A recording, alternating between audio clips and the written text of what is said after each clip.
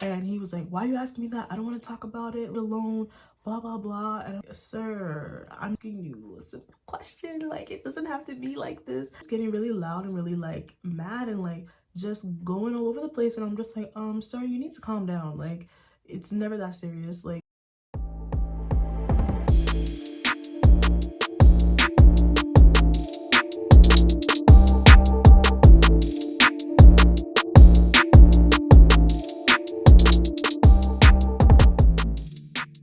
hey y'all, welcome back to my channel. It's your girl Geneva J, and today I'm gonna give you guys a story time, dating in Korea story time. Let's just get right into it. So we're gonna call him Jay through a friend that I had. She basically matched with him on Tinder. They were friends, and then she was like, you know, since we're in Busan, since we're hanging out, let's just invite him to hang out with us. Maybe he can show us around, maybe you guys can get to know each other, blah blah blah. So I was like, okay, yeah, like let's get to know each other. Invites him, and then he comes over to the, I think it was like a lunch cafe place, something that we were at eating. And immediately I'm just like, okay, like he seems cool, he has a nice voice, like he seems chill, you know, he gives friendly vibes. He's not really my type, but I'm like, you know, he's cool. Long story short, we end up basically hanging out. Like we all made like a group chat. We'd be hanging out, we'd be talking, texting constantly. Like we're all just basically getting to know each other. And basically one day I went on a date with this guy, and he like stood me up, and I was like crying. So like, what do I do when I'm stressed out? I like to either shop, eat, or sleep. I decided to go shopping, and while I was shopping, he called me, he talked to me, and he was just telling me that, like, you know, I'm so mad that he did that to you. If I knew where he lived, I'd go over there and beat him up, blah blah blah. Like I can't believe he would treat you like that. You're such a beautiful girl, you're so sweet, you know, like any guy would be lucky to have you. So I was like, you're so nice, Jay, like I'm glad that I met you. And you know, I considered him really like a guy friend at the time, like really like a nice guy friend. My friend told me, girl, watch out, because one day you might end up liking this guy. I'm telling you, you might end up liking him. And I'm like, there's no way I'm gonna end up liking him. There's no way. And we'll see. So then basically we ended up talking like one-on-one instead of like in our giant group chat and on our group phone calls. We ended up chatting by ourselves, and the more I kept talking to him, because I told you he has like a nice deep like bass in his voice, like so nice, we kept talking all the time. Actually, he asked me out on like a date kind of thing. He was hanging out, he told me that he really liked me and stuff like that, but you know, he was kind of like going through some things. So he was like, I like you, but you know, I also am going through some things. So at that time I was just like, okay, like I understand, you know, we were just cooling. And like eventually he like shoot me a text, and he was like basically confessing how much he liked me and that he wanted me to be his girlfriend. So like, I'll be your girlfriend. Honestly, would I take something like that now? No. I feel the kind of person that I am now, like you cannot ask me out to be your girlfriend over text. I feel like you'd have to ask me in person. Like it's just better that way. He asked me to be his girlfriend, and I read the text message. I talked to my friend about it, and she was like, see, I told you I was gonna end up liking him. And I was like, I can't believe this happened, but okay. He would always, like, whenever I go to Busan, pick me up. Me and my friends would hang out. Wherever I wanted to go, he'd drive me there. Like he was super nice. Like he always planned things for me. He knew my favorite foods and stuff that I liked. But one of the biggest things with us was like there sometimes was language like miscommunication. It's really good English. Like you'd actually think like he'd been studying English for mad years, and like, you know, he's really almost giving fluent. Will get his words mixed up, or he'll, you know, some things miscommunication, but for the most part we can have good conversation. Like we don't have to talk in Korean whenever we're with each other. It was like kind of nice for me, because at the time I was learning and I wasn't fluent yet.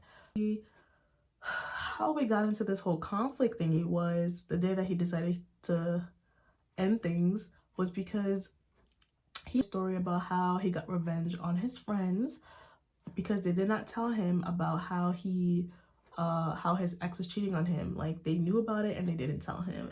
And I was like, that's weird. Like why won't they tell you, like if they know something like that? It's just like, yeah, like honestly, like I really don't know, like it's weird to me, blah blah blah.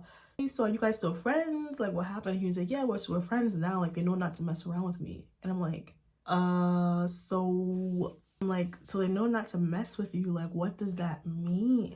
Yeah, like they know not to play with me, like when stuff like that goes down, like they better tell me the truth about stuff. And I was like, okay babe, listen babe, tell me, like what did you do, because you're starting to scare me. And he was like, well, just know, like, I got my revenge and it's fine.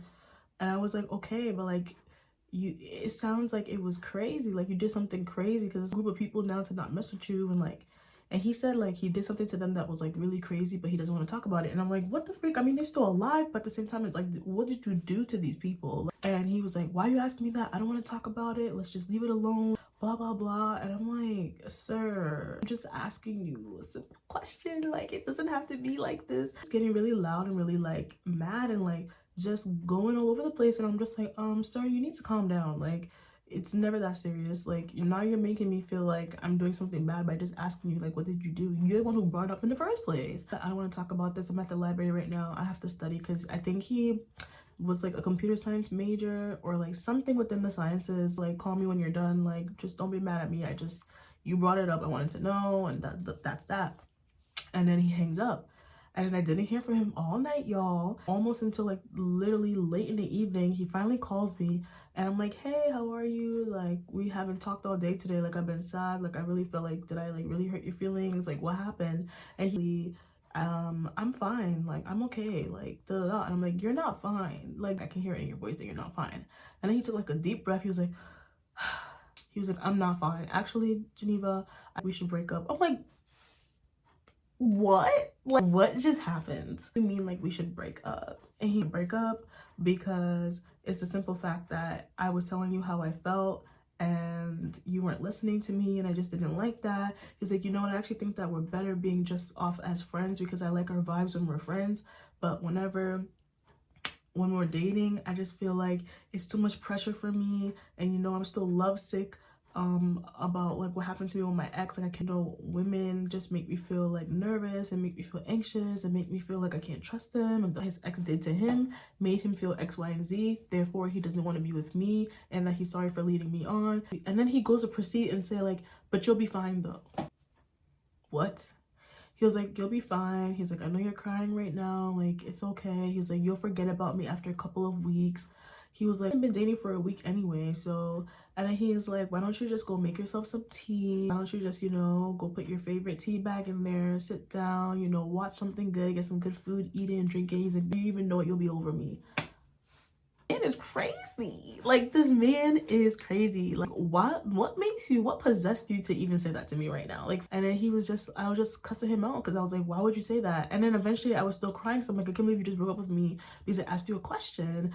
This dude was like, yeah, so like, I'm gonna have to go because I'm feeling a little uncomfortable with you like crying a lot on the phone right now. Like, I know a lot, so like, I'm just gonna like let you go. He was like, I know you said you don't want to be friends, so like, I'll hit you up in a couple of, you know, days or so to check on you and see if you still want to change that. He's like, but if not, I totally understand. I hope you do good in life, Geneva, blah, blah, blah. And he was done. And that was the last time I heard from him, y'all. I lived in the countryside. I was crying on my way to the bus stop. Like, I was talking to my mom, like, how could he do this to me? Like, he knew that I started to like him. I finally started to open up to him, and he knew if he wasn't ready, he should have left me alone. Why did you send me that text asking me to be your girlfriend, telling me how much you liked me, da da da? Like, it wasn't, but it was still giving, like, he made it seem like he liked me a lot.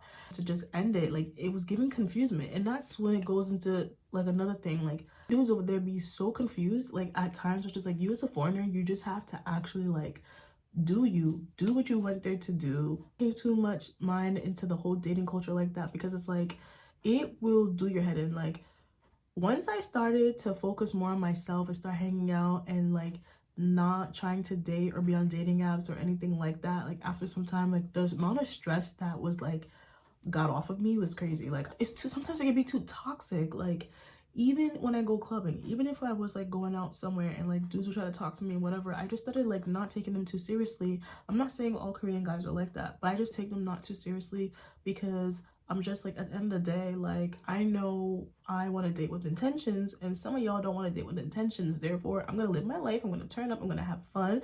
I'm gonna go to school. I'm gonna do what I need to do. And then if the right person finds me, then so be it. But keep taking chances with people who want to treat me like crap and then it's a continuous cycle of meeting people like that over and over and over again. And don't even get me started about Tinder in Korea, because that is a whole nother story time that I can go into for y'all, because y'all will sit here and laugh and be like, oh my goodness, no, it's giving hell. The bar is in hell in America too, but the bar is in hell in Korea too when it comes to dating. Like, Korean girls are going through it, the foreigner girls are going through it, we all going through it.